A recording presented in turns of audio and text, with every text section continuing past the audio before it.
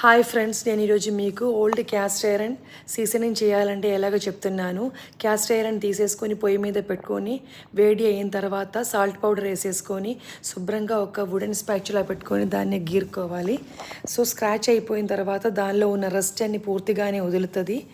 ఇప్పుడు మీకు కనిపిస్తుంది కదా ఎలాగ వదులుతుందో అని చెప్పేసుకొని తర్వాత శుభ్రంగా దీనిని నీళ్ళల్లో వేసుకొని కడిగేసుకోవాలి.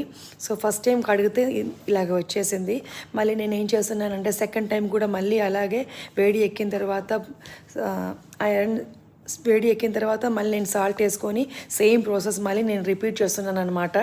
సో పూర్తిగానే మొత్తం ఆ రస్ట్ అంతా వదిలిపోయింది. మళ్ళీ శుభ్రంగా క్లీన్ చేసుకోవాలి. స్క్రబ్బర్ పెట్టుకొని నీట్గానే అది శుభ్రంగా రుద్దేయాలి. తర్వాత దాన్ని ఆరిపోయిన తర్వాత ఏం చేయాలంటే కొంచెం నూనె తీసేసుకొని నీట్గా దాన్ని సీజనింగ్ చేయాలి. మన కొత్త క్యాస్ట్ ఐరన్ వచ్చేసింది.